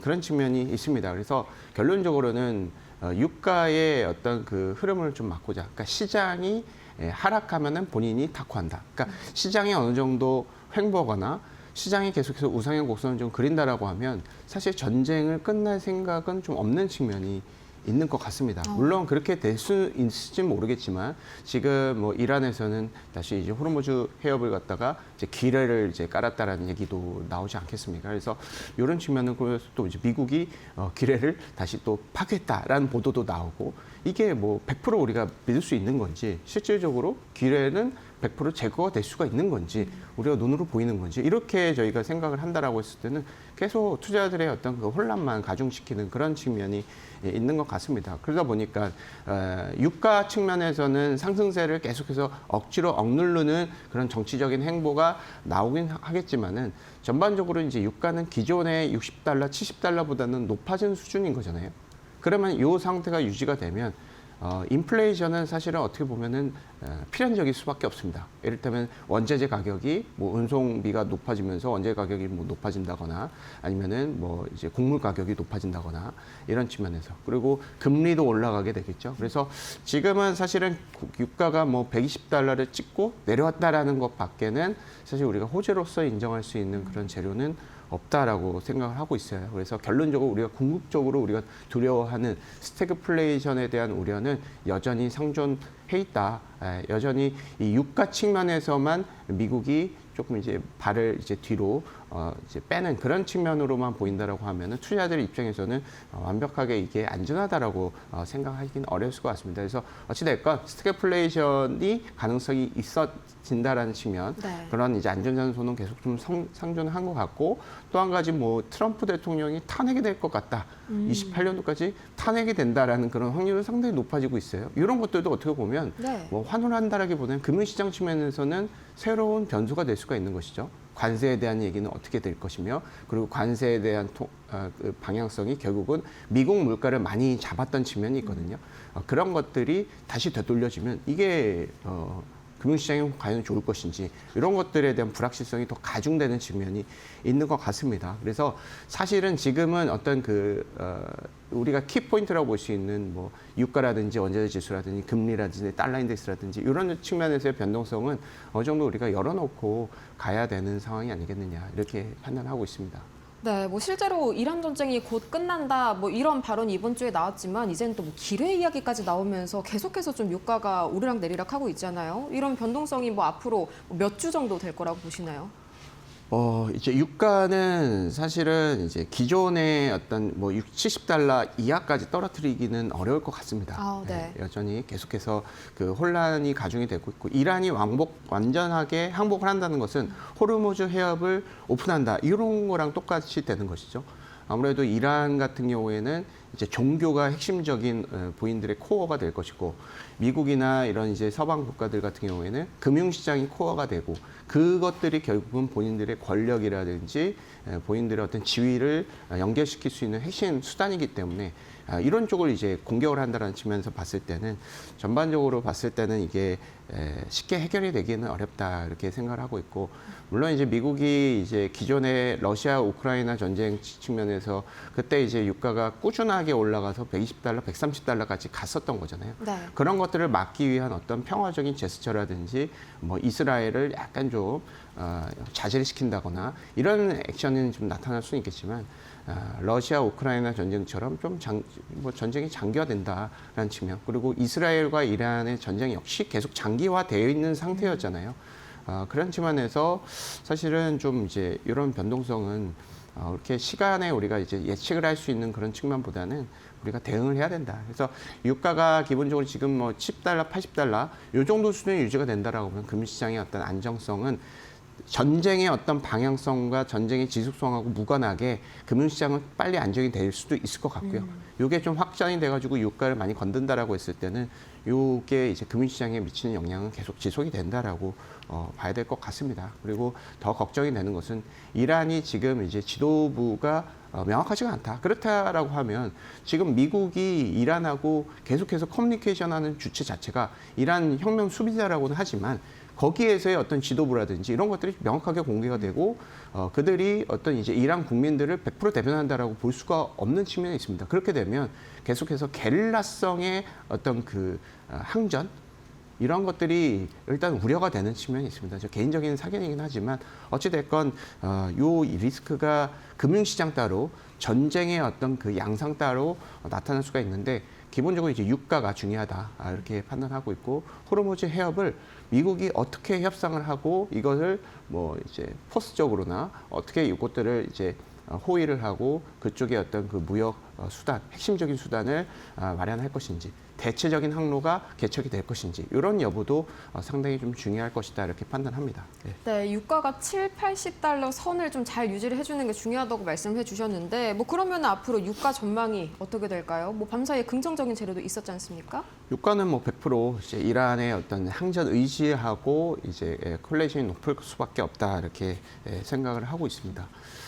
호르무즈 해협을 갖다가 미국이 호위를 한다라고 가정을 했을 때, 아무도 100% 안전하게 그 해협을 지나갈 수 있다라고 우리가 확신을 할 수가 없는 측면이 있습니다. 네. 그래서 유가 같은 경우에는 사실 예상하기는 좀 어렵긴 하지만, 지금 수준 자체가 이제 앞으로의 어떤 평균 수준이 되지 않을까 생각이 들고, 여기에서 이란과의 어떤 전쟁이 끝난다, 약간 가능성이 낮겠죠. 그렇게 되면 뭐 기존의 어떤 60달, 70달까지 떨어질 수 있다라고는 봅니다. 그렇지만 호르무즈 해협에 대한 어떤 평화적인 제스처, 타코 이런 것들만 나오고 뭐 보도 자료만 나오고 실질적으로 우리가 이제 뭐 느끼는 체감적인 어떤 액션이 좀 없다라고 했을 때는 사실은 유가 혹은 그리고 유가 말고도 이제 비철 금속이라든지 일부 여타 원자재 가격, 뭐 곡물 가격 이런 측면도 최근에 계속해서 바닥에서 올라가고 있는 모습이 관찰이 되고 있거든요. 이 얘기는 사실은 우리가 유가에만 우리가 함몰되어 있지만 기본적으로 우리의 관심사는 물가입니다. 물가가 올라가서 금리로 올라가게 되면 미국의 사모펀드가 지금 약간 부실화되고 있다. 네. 환매가 몰린다는 얘기가 있는데 그것이 금리가 낮춰져야지 끝나는 액션이거든요. 문제거든요. 그런데 이런 것들이 계속 지속될 수밖에 없는 약간 계속 내관처럼 우리가 가지고 가야 되는 측면이 있기 때문에 기본 유가뿐만 아니라 원재재 가격 상승도 조금 심히 걱정된 측면이 있다. 그래서 지금의 어떤 그 유가라든지 원재재 가격은 시장의 변동성의 핵심적인 이제 촉발 요인이고 이 변동성은 어느 정도는 단기적으로 좀 오픈을 해놔야 되는 것이 아닌가. 이렇게 생각이 들고 만약에 결국은 이제 평화적인 제스처라든지 미국도 본인들의 금융시장이 변동성이 커졌다라고 하면 그때는 정말 대대적으로 호르무즈 해협뿐만 아니라 이란과의 어떤 이스라엘과 뭐 화해 무드를 연출할 수도 있을 것 같고요. 결국은 주가가 빠져야지 끝나지 않을까 이렇게 생각을 하고 있습니다. 네, 만약에 그렇게 미국이 좀 적극적으로 개입을 해서 만약에 유가가 또 다시 급락하면은 이게 또 완성차 업체에는 긍정적일 수가 있잖아요. 이럴 때 현대차에다가 베팅하는 건 좀 어떻게 보세요? 예, 일단 뭐 유가가 하락한다는 가정으로 보면 자동차, 뭐 항공주, 유틸리티 이 세 개 업종이 가장 핵심적인 수혜가 볼 수가 있을 것 같죠. 그리고 지금 이제 유가가 급등을 했고 그런 측면에서 가장 피해를 받았던 업종이기는 합니다. 그렇지만 이제 유가가 뭐 급락을 할 것이다.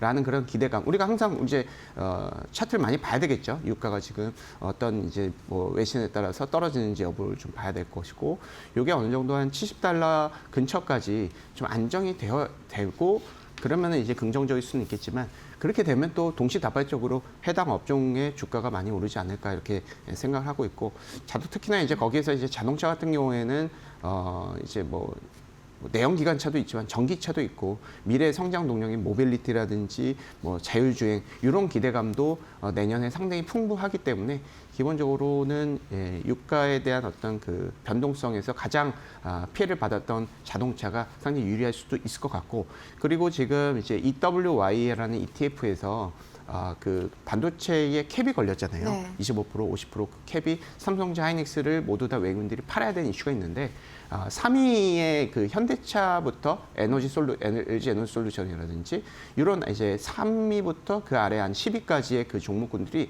반사적인 수혜가 어느 정도 좀 있습니다. 그래서 3월 초부터 이제 그 외국인들 흐름을 보면 삼성전자 하이닉스는 매도를 많이 했지만 네. 현대차부터 해가지고 뭐 에너지 솔루션이라든지 이런 이제 한 10위까지의 어떤 그 종목군들 같은 경우에 거의 매도가 없었거든요. 그래서 그런 측면에서의 어떤 수급적인 호재도 우리가 좀 생각해 볼 필요는 있겠다 이렇게 판단합니다. 좀 기대가 많이 되는 부분이네요. 그러면 이제 또 지수를 방어를 해주는 건 삼성전자랑 SK 하이닉스 투탑인데 뭐 여기에 대해서 강한 반등이 최근에 또 나왔지 않습니까? 이게 좀 지속이 될 거라고 보시나요? 밤사이에 또 자사주 강력하게 좀 소각을 하겠다 이런 뉴스도 있었잖아요. 예, 배당 정책도 우리가 기대를 해볼 수 있을 것 같고요. 자사주 매입은 어느 정도 지금 이제 호재가 노출이 됐고요. 그래서 반도체 같은 경우에는 기존의 어떤 실적 모멘텀이라든지 성장주 컨셉에서 핵심적인 역할을 했었던 측면이 있습니다.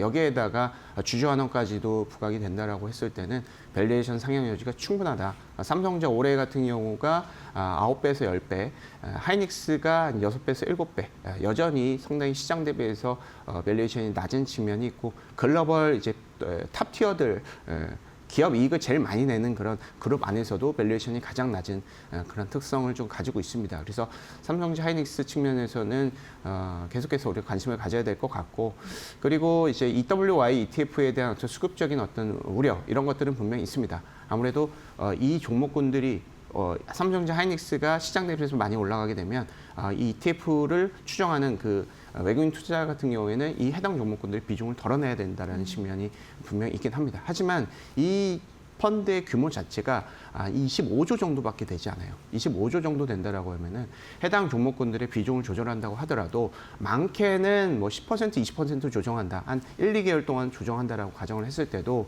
1조에서 2조? 그러니까 최근에 근데 삼성전자 하이닉스의 순매도, 외국인들 순매도 한 40조 정도 됐잖아요. 네, 그렇죠. 그러면 이거를 EWY 때문에 외국인들이 판 것이 아니다라고 얘기할 수가 있습니다. 그렇죠? 이거는 너무 큰 매도였던 거예요.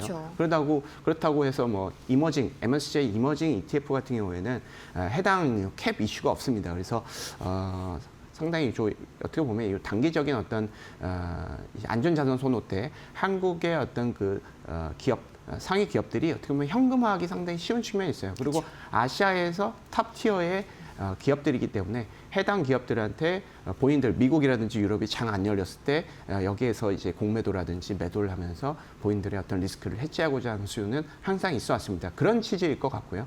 그런 측면에서 봤을 때는 기존의 안전자산 선호가 정상적으로 회복이 되었을 때는 상대적으로 좀 반등 역할이 클 수 있겠다라고 판단할 수 있을 것 같습니다. 실적에 대한 추정치도 기본적으로는 많이 올라왔습니다. 올해 이제 두 기업들의 합산 영업이익 자체가 300조가 넘는 측면이 있습니다. 시장 대비해서 60%가 넘는 수준이고요. 이 추정치 계속 올라가고 있습니다. 다만 1분기 실적 시즌 전후에 추정치의 상향 조정 임팩트가 더 커질 수가 있다는 측면으로 고려를 했을 때는 저희가 이제 3월 말로 갈수록 4월 초로 가면 갈수록 삼성전자랑 하이닉스에 대한 어떤 수급적인 입지라든지 바닥에 대해서 반등 가능성은 상당히 높아지지 않을까 이렇게 판단하고 있습니다. 네, 그럼 이제 또 어제 코스닥 ETF 2종이 또 데뷔를 했지 않습니까? 여기에 대해서는 좀 어떻게 평가를 해주셨고 바로 내일 이제 선물 옵션 만기 영향을 또 시장이 받을 텐데 이건 또 어떻게 보실지 한번 각각 말씀 부탁드릴게요.